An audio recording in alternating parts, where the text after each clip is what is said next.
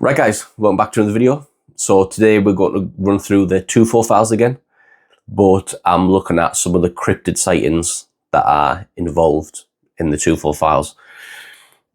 Same routine as before guys, they're from all around the world. This one will probably be a shorter video because there isn't that much of an in-depth reporting or a lot of in-depth information in them. Some of it's just 3-4 lines. But I just thought you guys would find it interesting as I did. Cryptid is probably up there for me on the top list of the things that I found most fascinating. So we'll run through a couple of these guys and let me know what you think. So the first one, guys, is from Rio de Janeiro in Brazil. So this one, guys, simply says, police armed with machine guns and dynamite recently formed a search party to look for a sea monster in Guanabara Bay near Rio de Janeiro, Brazil. A lifeguard described the sea serpent as a monster with the neck of a giraffe, humps on its back and a long tail. What could that be? It sounds a lot like the Loch Ness monster to me, guys. That one, similar type of look from the limited description we've got. And I'm assuming this guy's is from 1958. Because that's when the other reports are from on the page. Not cryptid related, but 1958 all the same. So this next one, guys, is from Cambodia. And this one's 3rd of June, 1958.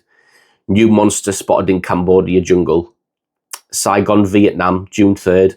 An abominable snowman in Cambodia, Vietnam, of all places, without snow. An abominable snowman without snow has been seen in the jungles of Cambodia. A wild game hunter claims in a letter to one of the biggest newspapers in Saigon. Which is fascinating in itself, guys, because you would assume that somebody who is a hunter and is out there pretty much every day of the week, subsistence hunting to feed him and his family, would know all the creatures, all the animals in the area and what they are. So for him to take the effort to write into one of the biggest newspapers in Saigon and open himself up to a lot of ridicule, I would suppose, back in the in the late 50s, saying he'd seen a monster in the Cambodia jungle. What do you think? Let me know.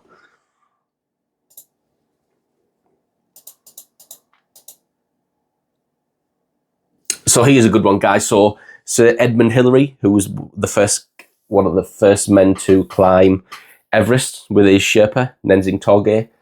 There's an article here that says Hillary, so Edmund Hillary, to hunt abominable snowmen with KO guns. So Edmund Hillary's expedition to the Himalayas next September will hunt the abominable snowman with telephoto lens cameras, radios and guns firing knockout drugs, he said in Wellington today. Sir Edmund, who with Sherpa Tenzing was the first man to climb Mount Everest, will search remote valleys where explorer Eric Shipton saw Yeti footprints in 1951.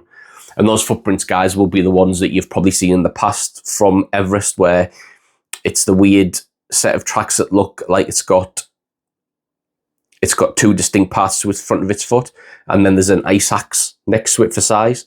I think that's the photo that he's referring to there.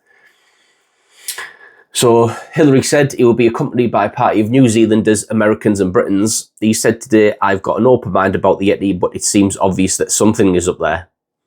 So the hunt at altitudes of up to 19,000 feet will be the first stage of an expedition to test man's reaction to the effects of high altitude over long periods. So there was a dual purpose to the hunt by the looks of it. I would say predominantly, if I was a betting man, the main purpose of the expedition was the high altitude test to see how they cope over a long period of time.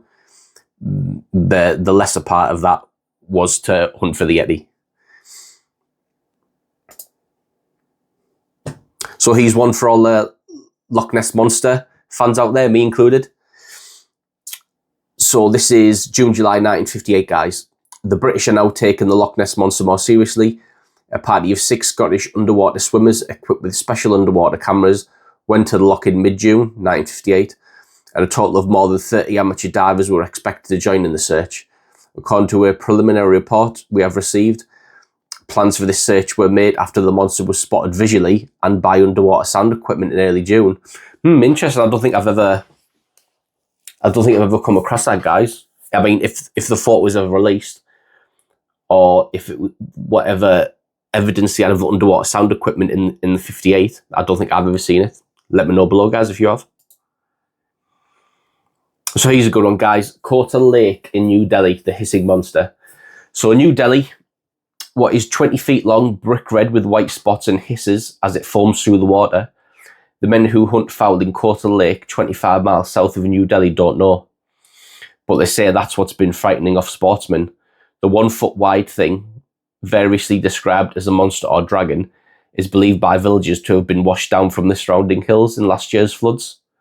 Some hunting guides plant a bait a large hook with a dead duck in an effort to catch it. Another fascinating story, guys. That's 10th of the 10th, 1959. So what's that? 10th of October, 1959.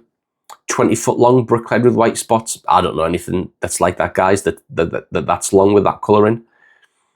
And to be a foot wide is a huge thing. Foot wide and 20 feet long. Like I say, guys, these cryptid sightings for me are at the top. As soon as I looked through the files and I found out that there was cryptid stuff in there, it just made me want to stay there all day. I love the cryptid sightings. So here's another one, guys. Giant lizard on island, May 1960. Sounds like the remnants of a Godzilla, this one.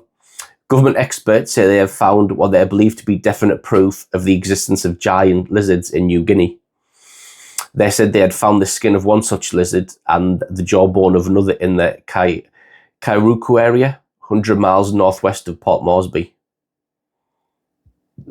I might have to do some more research on that one, guys, see if I can see anything. If there was any photos ever released of the jawbone and the skin of the giant lizards. Little one close at home this time, guys. Another monster, this time in England's respectable Thames River, made its appearance in May. A group of people on the riverbank saw a black eel-like creature, at least 8 foot in diameter, swimming downstream. It was in view off and on for 1 minute, about 100 yards from the viewers. So it doesn't say how long it was, guys, but a foot in diameter is the same as the one from New Delhi. Similar size, but I don't think, guys, that would be a foot in diameter. I've never known an eel be a foot in diameter. That's a pretty beastly animal. So one from Russia, guys. 15th of Jan, 1958. Abominable snow. I still can't say that word. Snowman seen in Russia. January 15th, Associated Press story from Moscow tells us that an A.G. Pronin, a member of a Soviet scientific expedition, saw a Yeti, or abominable snowman, in Russia's Pame Mountains. Mr. Pronin claims that on August 10th, 1957, while on this expedition, he spotted a snowman outlined against the top of a cliff more than 1,500 feet above him. It was a man-like creature, he reported. He walked on 2 feet, stooped, and wearing no clothes. He was stocky with long extremities, and his body was covered with reddish-grey wool. At first sight, I thought it was a bear, but after more careful study, it became clear that this was no bear, but a man-like creature. The snowman was seen walking out of the cave and was observed to walk some 600 feet before disappearing beyond the edge of a cliff. Mr. Pronin said that he watched the figure for 5 to 8 minutes. 3 days later, he saw the creature for a few minutes at the same spot. The area was otherwise completely uninhabited. So with this one, guys, I know the guys over in America who their belief and theory is that Bigfoot is a flesh and blood creature, and they say that using a cave would pin him in, they would be hemmed in, it would be easier to find, so they don't use them.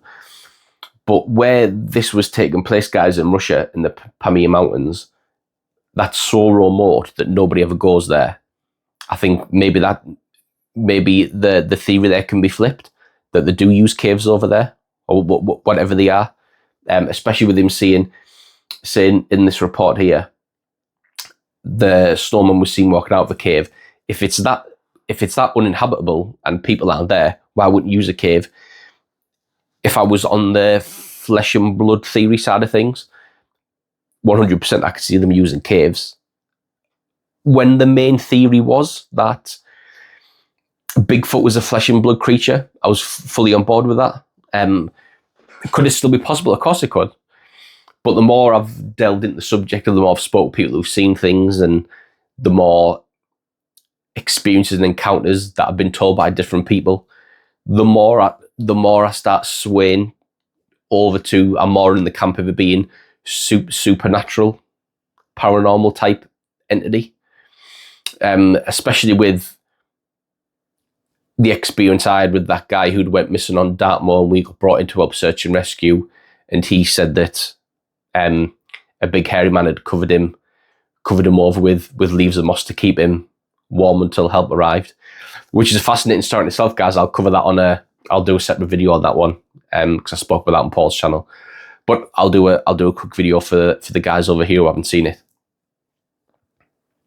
So yeah, guys, so another fascinating one. I love Yeti. I love the Bigfoot, the Snowman reports, especially the encounters and the reports you get from the rest of the world, because it's always, isn't it? It's quite USA focused or USA heavy with the Bigfoot, Sasquatch, Yeti, whatever you want to call them. It's quite heavily, or most of the sightings come from there. So it's quite refreshing and quite nice to see reports coming from the rest of the world with a different take on it.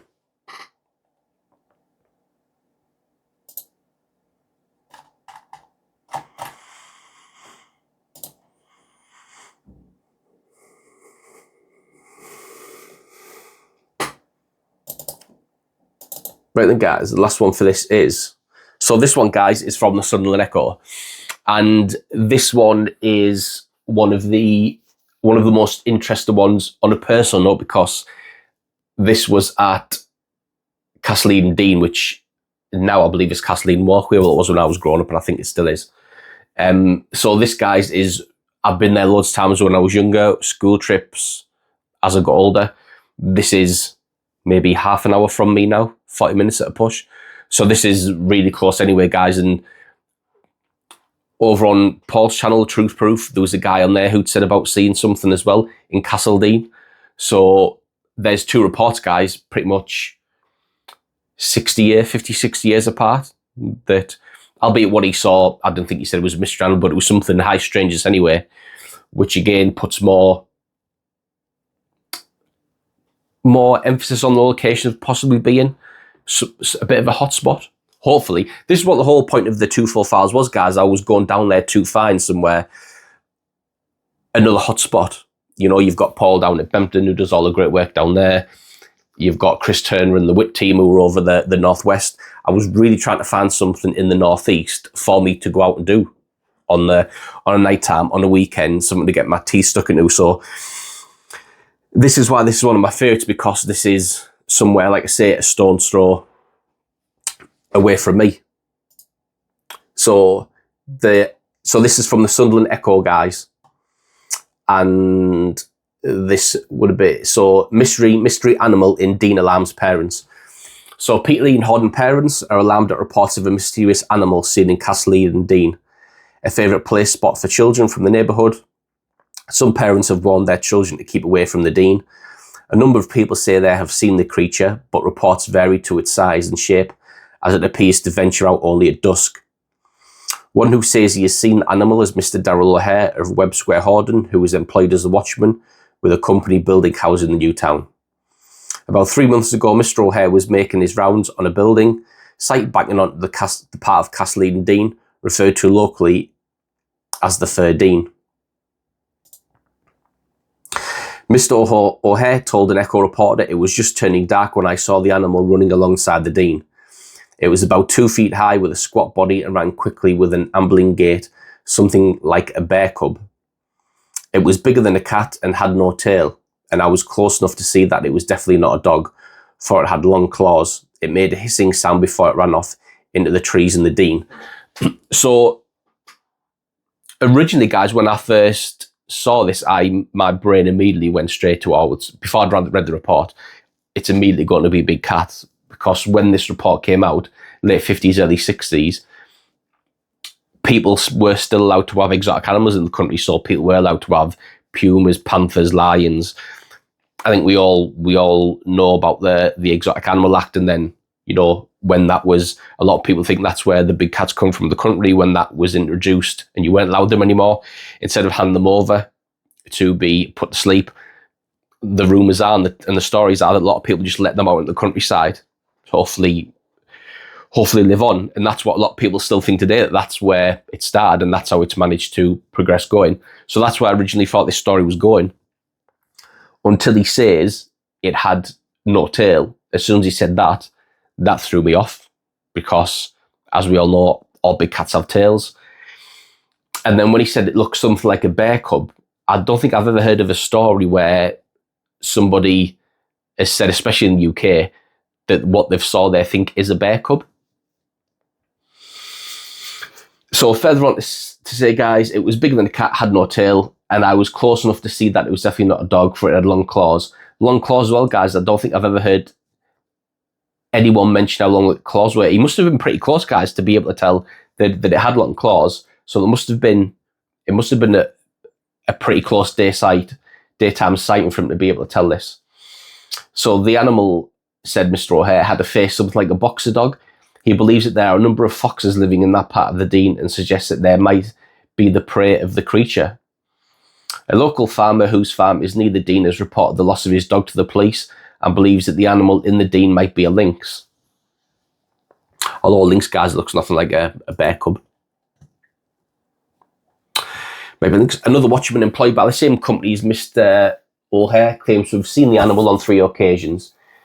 He is Mr. Thomas Buick of Red House Low Hills Farm, Peterlee, and also the animal near the building site of Passfield Way.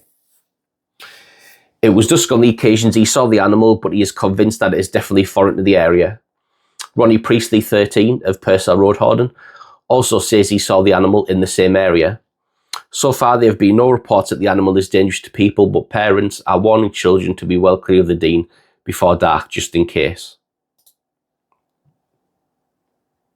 One housewife commented, "My children have been down in the Dene regularly in the past few days looking for blackberries, but I have forbidden them to go down since I heard of that animal."